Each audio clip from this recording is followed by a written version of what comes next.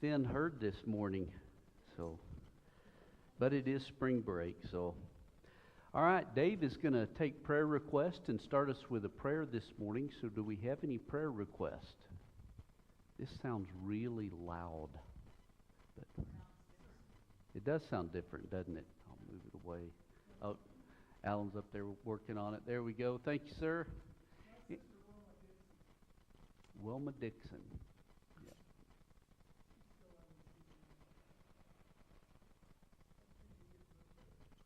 Yeah. Say that again. Okay. Okay.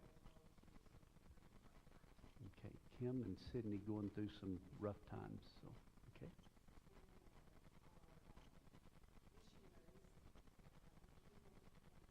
Rakeem and Esther. Cody and Michelle.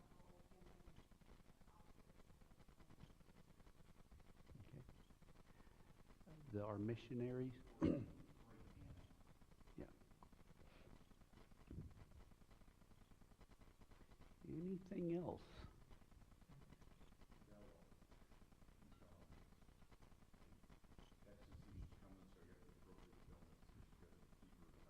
Mm. So Bella's got a fever, so keep her in your prayers. And Cody James was supposed to do communion for us this morning, and he texted me yesterday, and Bethany's got COVID, so he's not going to come and share the wealth. So let's keep Bethany James in our prayers too. Anything else? All right. If not, Dave, whenever you're ready, if you would lead us in a prayer, please.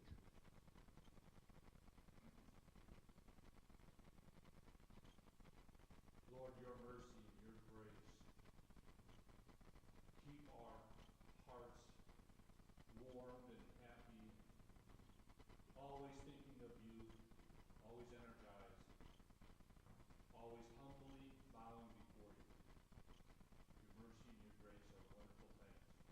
We ask, Lord, for a special measure of your mercy and your grace, your guidance and protection. Those who have been mentioned for their health, Wilma and Bella and Bethany.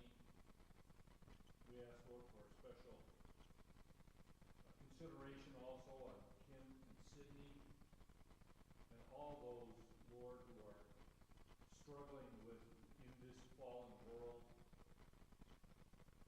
Some of that can be depressing. Some of it can be overwhelming. We ask, Lord, that your grace and mercy will prevail in our thoughts and in our hearts. We also lift up the missions, those out in the mission field, worldwide.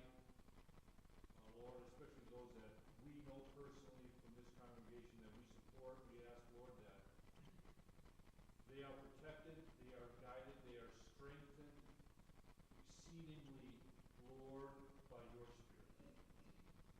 We ask, Lord, also for guidance for Lance as he guides us, for us as we are guided, and for your forgiveness, Lord, in those cases when we fall short. We know, Lord, that your forgiveness covers all of our sins, past, present, and future. Help us, Lord, to draw great strength and comfort from your salvation. In Jesus' name, You've got a good voice. It projects well. You should maybe go into preaching. I thought about it. Gotcha. So this morning we are going to be in Luke chapter 4, picking up in verse 14. This is the beginning of Jesus' ministry in Luke's gospel. This is kind of where everything starts. And verse 14 and 15 kind of set the stage for this first episode, this first teaching encounter that we see with Jesus. And it's interesting, Luke puts Jesus' preaching in Nazareth right at the beginning of his ministry. Matthew and Mark both put it later in his ministry, or later in their record of his ministry, but Luke puts it right at the very beginning. And sometimes that upsets people, that things are not always in chronological order amongst all three of the Gospels, or the Synoptic Gospels. But what we need to keep in mind is chronology, everything being in chronological order, was not as important for ancient historians as it is for us. We want the beginning and work our way step by step through to the end. But ancient historians, and Luke in particular, they're more interested in us getting the big picture and kind of understanding the flow of everything, more than knowing the exact chronology. And so Luke moves this to the beginning of Jesus' ministry. Luke's account is also a little longer, and he seems to have a little bit of a different emphasis. So in some of the commentaries, some of the reasons we get for Luke placing this where he does is we hear what kind of Messiah is Jesus is going to be right from the beginning. The remainder of Luke is going to show us Jesus carrying out this mission that he's going to lay out here out of Isaiah in just a little bit. The second thing is the story gives us several hints as to how Jesus is going to be received. That's a big item for Luke. And then the third reason he puts it up in the front is the story gives us hints as to the coming of the Gentile mission, which we're going to see in Luke some, but especially when you get into Acts. The Gentile mission is a big thing. And so in verse 14, it says, "And Jesus returned in the power of the Spirit to Galilee." Where does he return from, by the way? From his temptation in the wilderness. "He returned in the power of the Spirit to Galilee, and a report about him went out through all the surrounding country. And he taught in their synagogues, being glorified by all."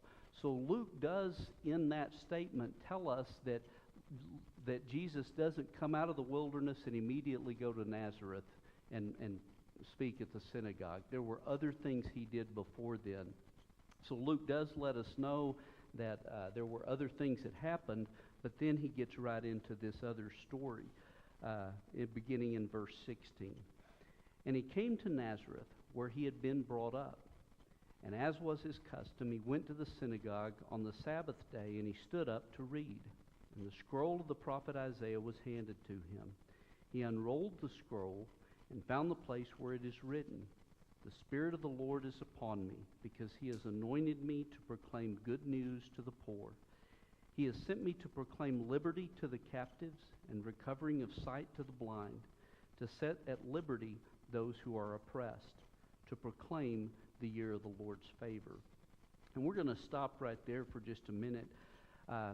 In the ancient world, the Jews followed this reading plan that on the Sabbath at synagogue they would get up and they would read through all of the Old Testament as we know it in about a 2 to 3 year period. And evidently they were in Isaiah, up to Isaiah at the time that this happens. It's kind of another one of those God things, it just so happened that they were in Isaiah at the time that Jesus shows up at that synagogue.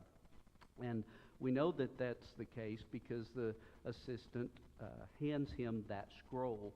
And so Jesus unrolls the scroll and he finds this specific place. And he reads from Isaiah chapter 61, verse 1 and 2. "The Spirit of the Lord is on me, because he has anointed me," which points back to his baptism, where Jesus was baptized, the Spirit descended on him, and the voice proclaimed, "You are my Son, in whom I am pleased." And then he goes on and he said to preach the good news. That's one word in Greek. It's a phrase in English, but it's that word euangelizo, from which we get our term evangelize. It's a word, and this word or this phrase Luke is going to use to describe all talk about Jesus and about the kingdom he brings. All talk about Jesus is good news. All talk about the kingdom is good news. And so that's a big word for Luke as well. And he mentions the poor. What do you think, how do you define who are the poor?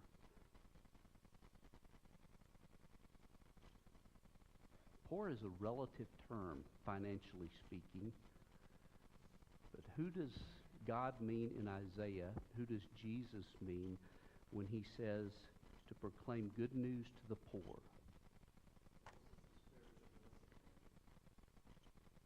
It is a spiritual message. The poor in spirit, okay, which is what Matthew says in the Sermon on the Mount. I believe it's Matthew or Mark. Yeah, the poor in spirit. But Jesus, in his Sermon on the Mount, just says the poor. So, any other ideas who the poor might be? Just from the context maybe of the rest of the reading here out of Isaiah, the captive, the oppressed, the downtrodden, whatever other Right. words kind of come to mind in that case.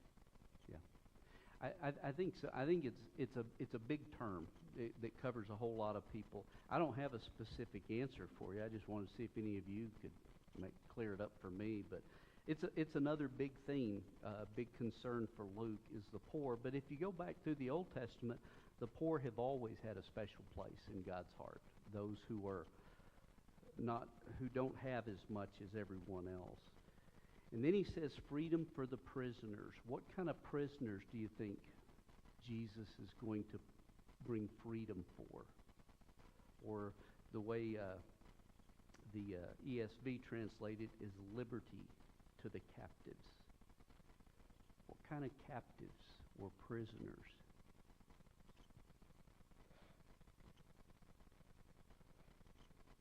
Randy. Everybody trapped in sin. Yeah, I've known people that take that literally, and that's why we do prison ministries, and all of this is because there's a set-free ministry, that's about, helping people out of prison. Jesus didn't come and empty the jails and prisons. God is a God of justice. Sometimes justice means that people that do the wrong thing go to prison, and that's okay. So I think it is more of a spiritual thing here. Mark Black in his commentary says this is captivity imposed by demons, sin, and other forces of evil. The term that's translated liberty in the ESV or freedom in the NIV, that same word is translated forgiveness in much of the rest of Luke. And it always kind of blows me away how translators can translate the same word two different ways to make it fit, their context or anything. But since it is often translated forgiveness, I think it's more of a spiritual bondage than anything else. Okay. Another take on that, and not that there can't be multiple interpretations, applications, etc. Right. But there was if I understand it correctly, there was an attitude back then that you were wealthy because you were blessed by God, and you were blessed by God because you were doing everything correct and right. So if you are poor and in prison, you weren't doing things right. Right. Correct. You must be a sinner. You must be a sinner. Yeah. So I think that taking this more literally is not such a bad idea. Yeah. Although you are correct, we don't see Jesus going into the prisons himself. Letting them all go. Yeah. I guess the only examples we have of that is in Acts, and they weren't talking to the other prisoners, they were talking to the guards. Right. Yep, absolutely.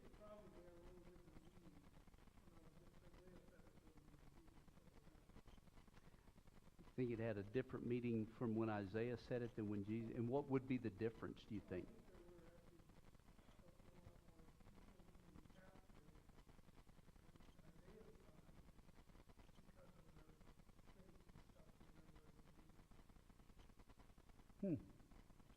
I don't know. You may be right, Jerry. I really don't know.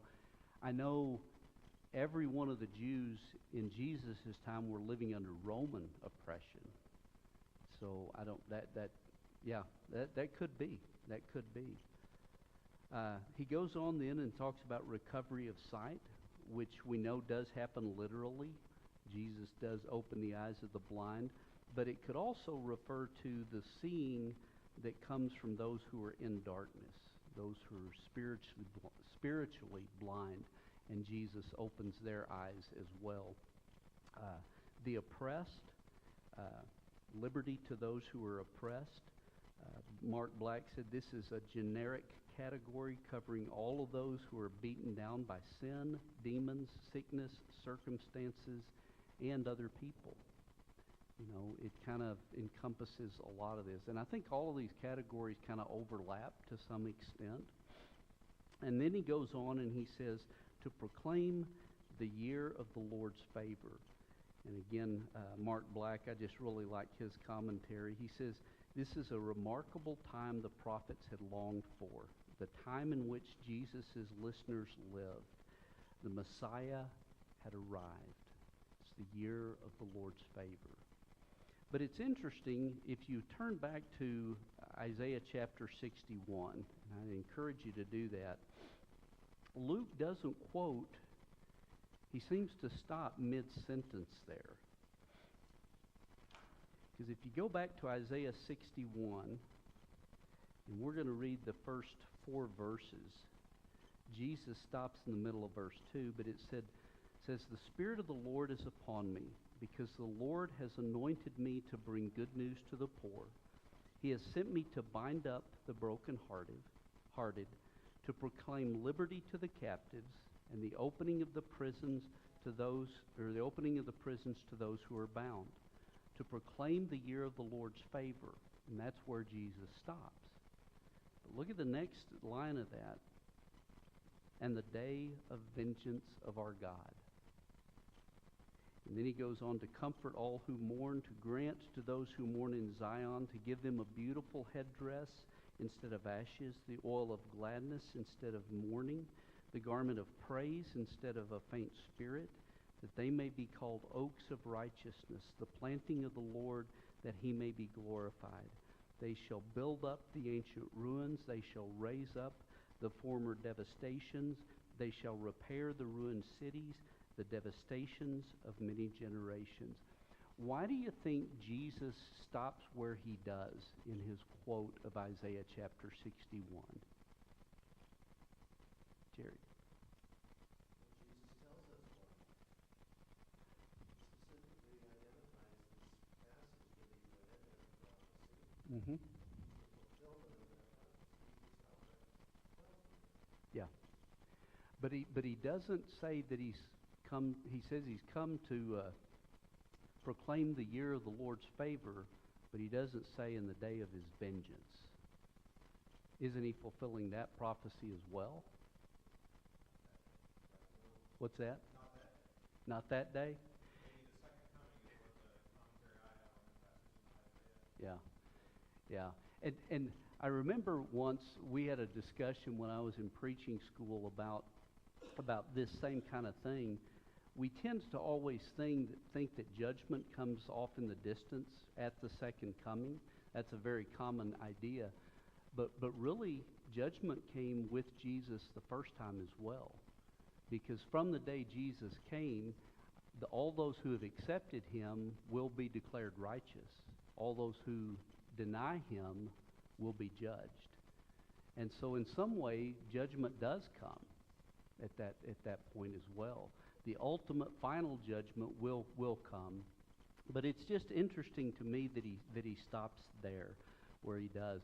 Now, part of it could be, and my understanding is, because the Jews were so grounded in Scripture that when someone started a verse, they immediately understood what was going to come after that. Kind of like if I say today, one small step for man, what comes after that? One giant leap for mankind. Yeah, and I can say that in this audience, and you guys will get that. Young kids are like, huh? But that's kind of the way it was. So Jesus may have stopped there knowing that in their minds they would have gone on with that statement. Or he could be wanting to end on something positive. And we'll talk a little bit more about that here as we go on. You know, you have to end the quote somewhere, right? I mean, Yeah. we look at it and we say it's right in the middle of a verse, and we have to put a semicolon there or a comma, you know, they didn't have any of that. Right. Which, by the way, is an interesting thing on that 22-foot long scroll or whatever it was. Right. He flips on through and he finds that little Yeah. piece, no chapters. Yeah, no chapter headings, verse headings, or anything like that. Yep, exactly. So Jesus, yes, I'm sorry. Mm-hmm.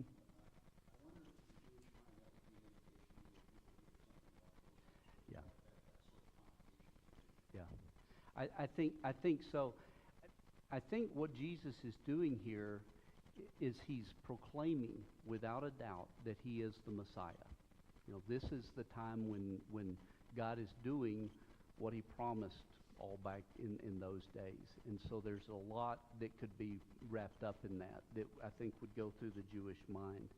So I think he's declaring, in essence, that he is the Messiah.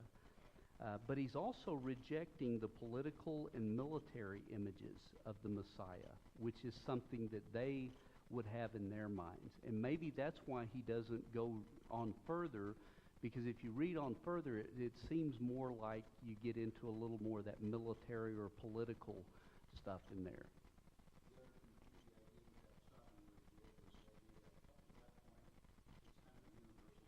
Right. Yes. Yeah. It's right. Right. And I think that's a really good point there, Randy. Did everybody hear what Randy said? He said Jesus may stop there because everything up to that point is kind of universal, which would include everyone. When you get below that, you could make that more specific just for Israel. And I think that's a very good point here, because Jesus is very clear right from this very episode in Luke that the Gentiles have a part in the kingdom. In fact, if you start thinking that it's all just about Israel, it's going to cause problems, which we will see in just a little bit. So Jesus is described as a Messiah who defeats sin, who defeats poverty, who defeats disease and oppression. He looks more like a prophet than a military leader. And that seems to be very important for Luke, is that we see Jesus as a prophet. So then we'll go on into verse 20 and 21. And he rolled up the scroll, and he gave it back to the attendant, and he sat down, and the eyes of all in the synagogue were fixed on him. And he began to say to them, "Today this scripture has been fulfilled in your hearing." And so today this scripture has been fulfilled. So we may know the certainty of the things that we've heard. Luke makes sure to point us back to fulfillment. Luke is going to have a lot of fulfillment of Scripture as we go on through there. And then we get into verse 22. And all spoke well of him, and marveled at the gracious words, or the words of grace that were coming from his mouth. And they said, "Is this not Joseph's son?" And he said to them, "Doubtless you will quote to me this proverb, 'Physician, heal yourself. What we have heard you did in Capernaum, do here in your hometown as well." And he said, "Truly I say to you, no prophet is acceptable in his hometown.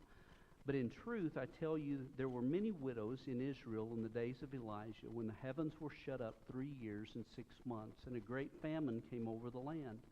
And Elijah was sent to none of them, but only to Zarephath in the land of Sidon, to a woman who was a widow. And there were many lepers in Israel in the time of the prophet Elisha, and none of them was cleansed, but only Naaman the Syrian." So I want to just stop right there and talk a little bit about this. You know, it says that all spoke well of him.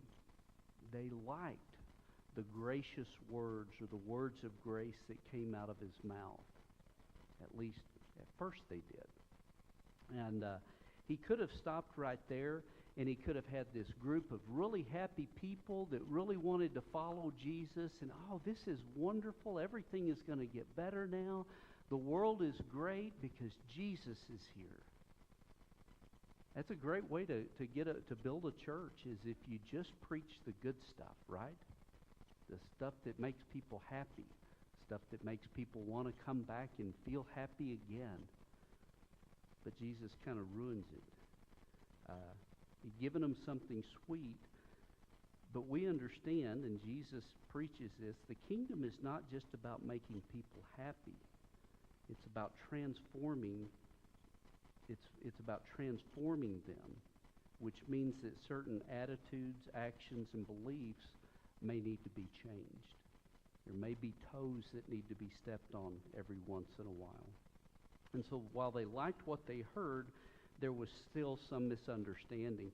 And we don't know, I mean, things shift here in this meeting, and we don't know exactly where things shifted. They make this statement, isn't this Joseph's son? Why do you think, they said they spoke well of him, marveled at the gracious words, but then they said, isn't this Joseph's son? What do you think they meant by that? What was their question, really?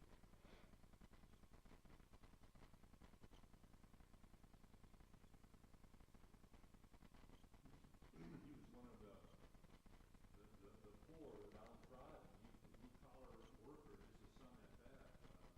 Yeah. He didn't have any formal training. He wasn't a priest or a Levite. Right. Nice of you to read Isaiah. That's cool. A lot of us can do that. Yeah. Claim that? Yeah. Yeah. That's a pretty big claim for a nobody. Yeah. And not just a nobody, but looking at his pedigree that they knew of, no opportunity to be anything else but a nobody. Yeah. But he was a descendant of David. Yeah, Yeah, you're right. Yeah, there were. And we have to keep in mind there were other messiahs who had shown up too. What's that? and named Jesus. Yeah, exactly. So yeah, there was just some doubt in their mind. And I always love the thing, a prophet is never received in his hometown or not welcomed in his hometown. When I started preaching school, I was going to be home visiting in Sonora one time, and my stepmother asked me, she said, because my dad and stepmom were attending the Church of Christ there in town, and she said, would you like to speak when you're in town? Would you like to preach while you're here? And I said, I'd love to, absolutely. Well, you got to understand, my growing up years in Sonora were not, church didn't have anything to do with it, okay? And in fact, my stepmom owned the steakhouse, and right next, or built onto it, was a lounge called the Strawberry Patch. And when I was in high school and college, was playing in a band, and we used to play there a lot. We'd play for the dances there at the Strawberry Patch. And there were all kinds of people that were there. In fact, some of them were church folks that I would see drunk in the Strawberry Patch on Saturday, and then on those rare occasions we showed up on Sundays, they would be at church preaching about the evils of alcohol, and stuff. And so that's one of the reasons I didn't have much to do with church for many years. But so when I got up to preach that Sunday, I said, this is really pretty cool. I said, the last time I had a public gig here in Sonora was when Linda asked me to play at the Strawberry Patch. And you could have, it sounded like they were sucking all the air out of the room, that I had even mentioned a lounge and a bar in church on Sunday. And I just stopped and I looked out there and I said, what are you guys gasping about? Some of you were there. Yeah, they never asked me to come speak in my hometown ever again. I just thought honesty was a good thing, but evidently it didn't go over very well. So Jesus now begins challenging them. Evidently, he picks up that there's some doubt. There's some question about whether he really is what he says he's going to be. So we know that before this meeting, Jesus had been doing something. Luke doesn't really tell us, but he had been doing something in Capernaum, probably doing some miraculous healings. And so it sounds like Jesus knew that they were wanting some kind of a sign. And so he quotes this proverb, says, "Surely you'll say to me, or truly I say to you," no, that's not it. "Doubtless you will quote me this proverb, physician, heal yourself." That's actually there are many parallels to that proverb in Jewish and Greek literature. In context, it probably means something like, "You sure do make some great claims about yourself. We want to see proof, you know. If you claim to be this great physician, then why do you still have leprosy? Or why do you still have whatever? We want to see proof that you can actually do these things." It was kind of a demand for a sign. And so, in typical Jesus fashion, as we're going to see as we get on into the text, he doesn't give them a sign, but instead he points out one of their problems. Evidently, they thought that being Jews was enough, that they thought that only Jews could actually have a relationship with God, that the Messiah was only for the Jews, and as Randy said, maybe that's why Jesus stopped where he did in quoting from Isaiah. And so knowing this, Jesus proceeds to remind them that God has always done amazing things, kind of Messiah-type things, even for those who were not Jews. It's always for those who trust him, whether they be Gentiles or Jews. That's the most important thing. And so it's more about who trusts God, not merely their bloodline. So in the Old Testament, and we've got these two stories here about Elijah and Elisha. I'm not going to go back and read those. I'm sure you're familiar with them. Basically in the story, Israel, the Jews are suffering famine and hardships, but God doesn't heal them. He doesn't deliver them. Instead, he goes to Gentiles. He sends the prophets to Gentiles. And so in the Old Testament, prophets tended to appear when Israel wasn't being what it should be. And that seems to be the case here. You've got all of these people who are Jewish people who think they're doing what's right, but they really aren't. And so the prophet shows up and points out their mistakes. Notice what happens when he mentions that God didn't heal the Jews, but he went to Gentiles. Picking up in verse 28. When they heard these things, all in the synagogue were filled with wrath. And they rose up and they drove him out of the town and brought him to the brow of the hill on which their town was built, so they could throw him down the cliff. But passing through their midst, he went away. So as Jesus recounts these stories of Elijah and Elisha, the point seems to be that just as Israel rejected the prophets, but Gentiles were blessed by the prophets, the same thing happens with Jesus. No prophet is acceptable in his hometown, but he will be acceptable in other places by other people. So that didn't go so well. So when I read this story, it reminds me of a lesson that came up in one of Scott's lessons through Revelation a few weeks ago, where John is given that scroll and he's told to eat it. And he's told it's going to be sweet in your mouth and bitter in your stomach. And that's what comes to my mind as I read through Luke chapter 4 here. When they first heard it, it was a sweet message. This is all good, happy stuff. Until it started challenging them. Until it started bringing out their flaws, their faults, the things that needed to be worked on. So, Randy.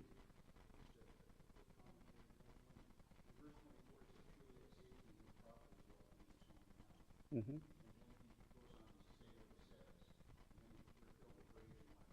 Yeah.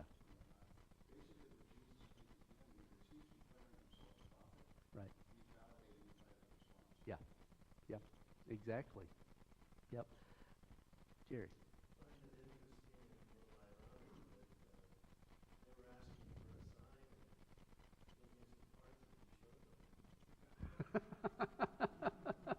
That is true. That is true. So, in his departure, he showed them one.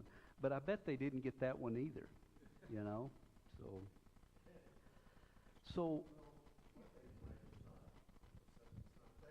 yeah, yeah.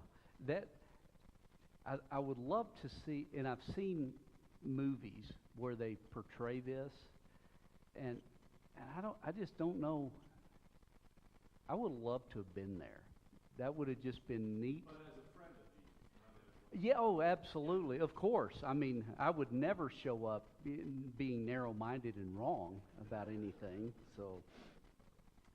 So since we're reading through Luke, looking at discipleship and lessons that Luke gives to us to help us be better disciples, what are some lessons we get out of this story that can help us be more faithful disciples?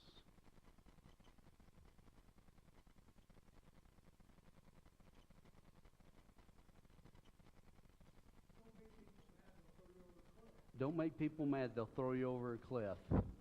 No.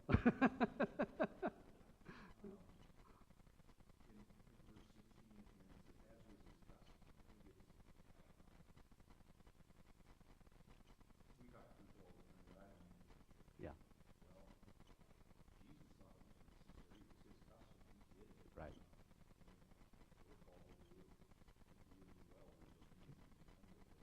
Yeah. Right. Yeah. It was Jesus' custom together with God's people on a regular basis. Yeah, there's a reason for that. Thank you, Sean.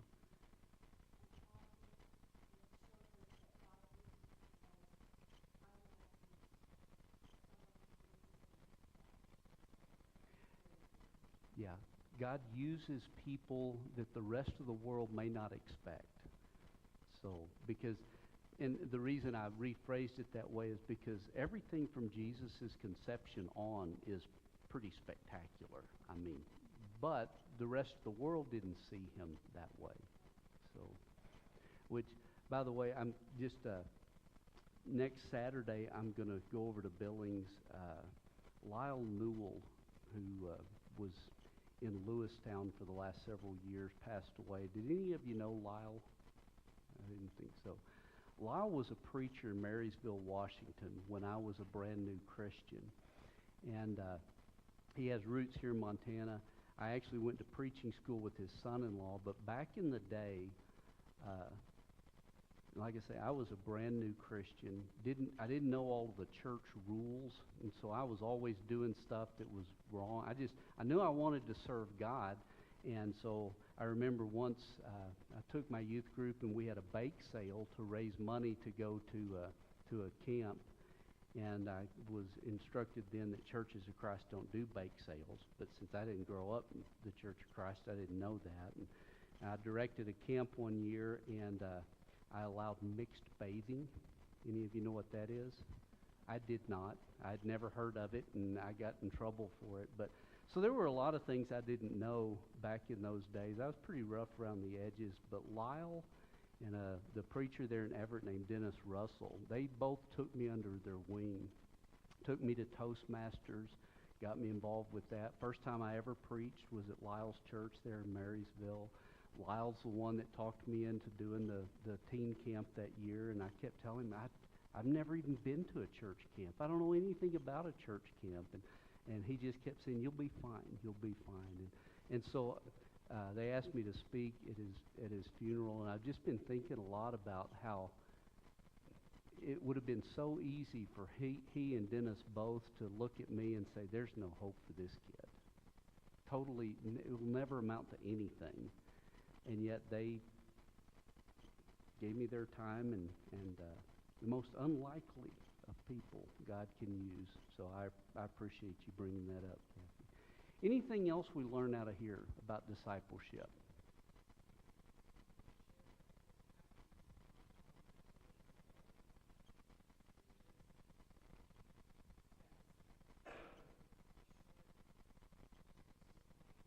Mm-hmm.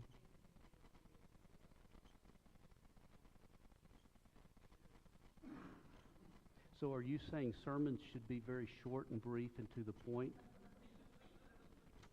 I hear you. Okay, yeah, so.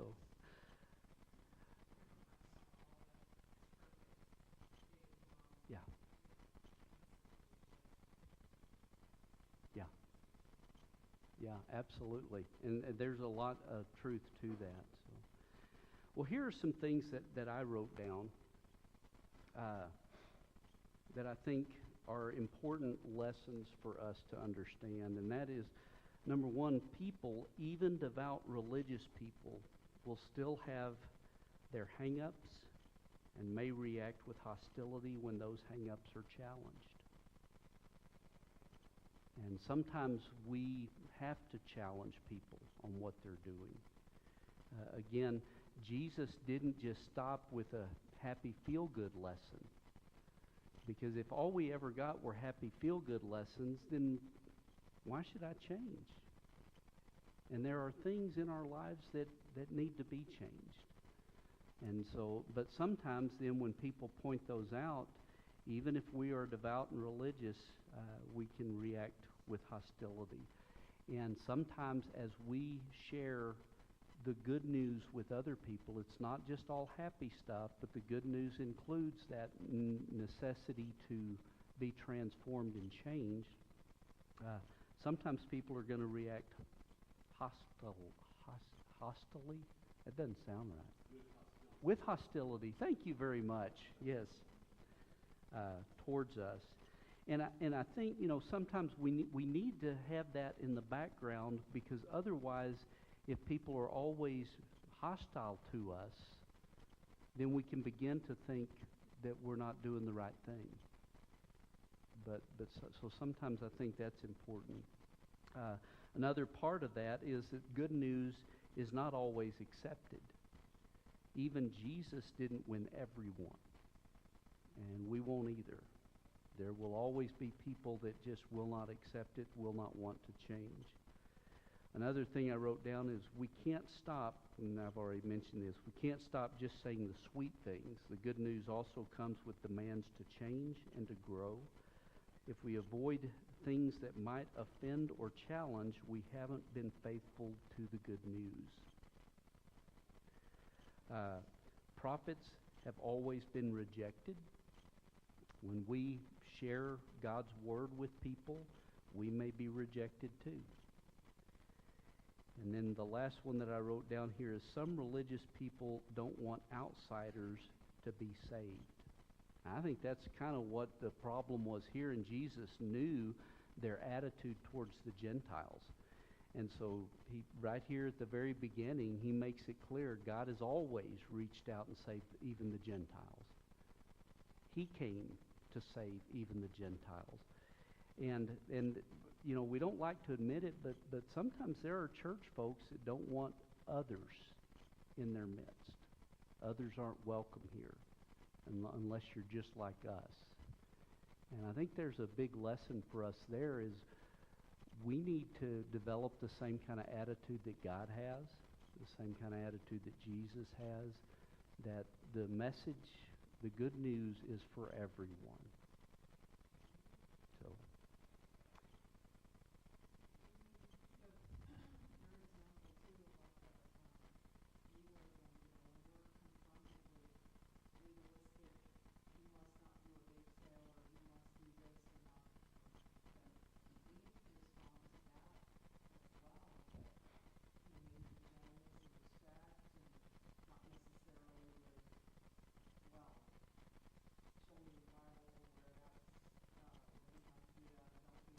Mm-hmm.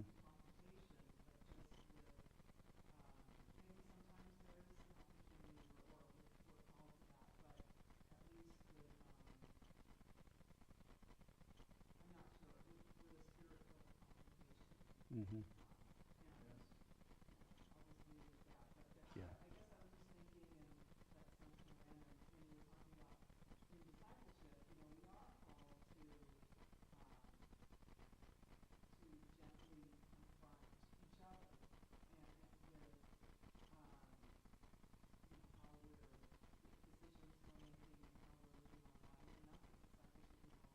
Right.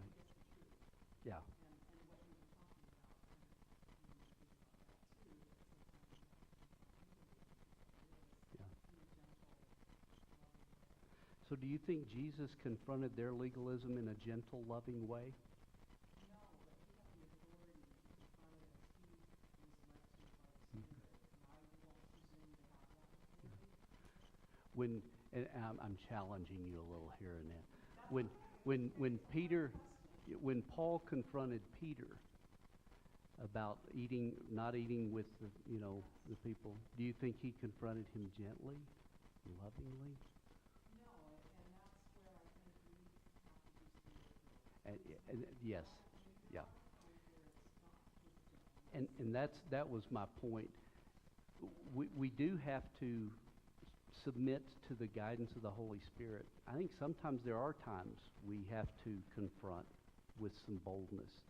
But it's because we know this person, we've already tried the gentle approach, and that hasn't worked at all. And finally, sometimes we have to say, look, dude, you got to stop this, just flat out. So there was a hand over here.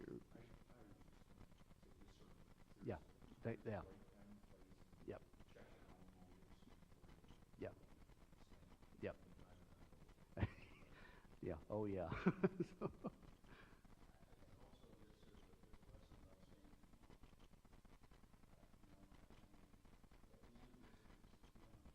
yeah. Yeah. Let them deal with it. Yeah. Yeah. Jesus had that tendency of not staying too long in places. And we'll see some more of that too. Jerry. As a cowboy, you need to be careful how much spur you use when you're encouraging other people. How much spur you use when you're encouraging other people. That's a good way to end this today. Be careful how much spur you use. So, all right, well, next week we will pick up in verse 31. So thank you guys for the class. I've appreciated this morning.